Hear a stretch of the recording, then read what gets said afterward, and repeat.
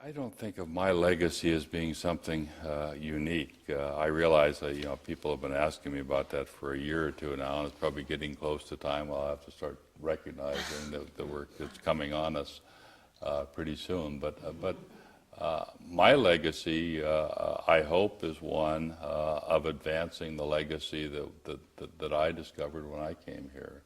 It's a legacy that's deeply rooted in the values of this place. It's a legacy having to do with trying to make Dartmouth as accessible and open as we possibly can to students regardless of their financial means. And we have managed to do this. The Dartmouth that I came to in 1969 was a wonderful institution. Obviously, it was different from Dartmouth today. It was smaller. It was all male. It operated on a conventional 9-month calendar. There were only a couple of off-campus programs at that time.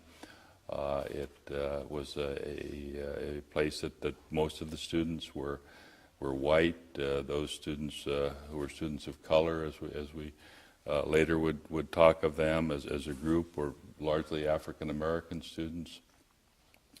Dartmouth today, clearly, your Dartmouth is a different kind of place. But that Dartmouth that I came to then was a place that was marked by values where community meant something more than a physical neighborhood, where community really meant something about a place where you were included. Community meant something about a place where people would encourage you and support you to aim for whatever it is that you wanted to aim for. That is not something that was temporary. That's not something of 1969. Read Daniel Webster in the late 18th century, and you'll see some of these same themes. This is Dartmouth. Dartmouth was a place that encouraged me as a faculty member to be a historian, to write, to contribute something to knowledge. I was expected to be a scholar, and I enjoyed being a scholar, but I was expected to be a teacher.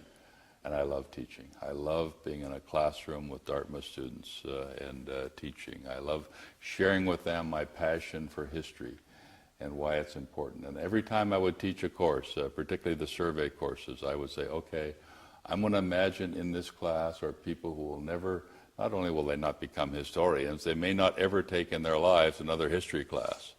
And I want to make certain that whatever it is that they do with the rest of their lives, they know how historians think. They want to know how historians view the world. They want to know how we think about time as a dimension that helps to shape and define our lives and our experiences.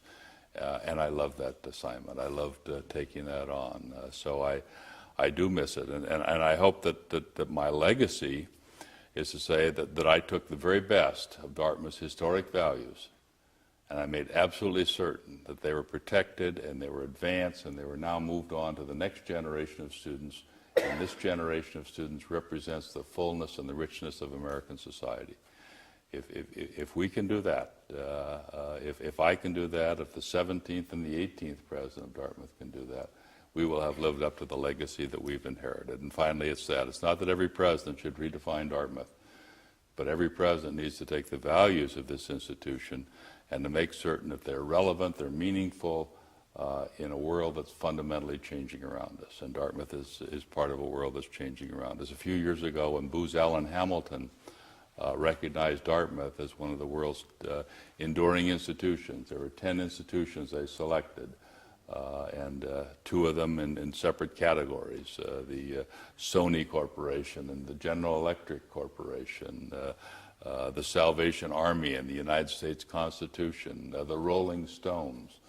But in education, their 2 institutions were Oxford University and Dartmouth College.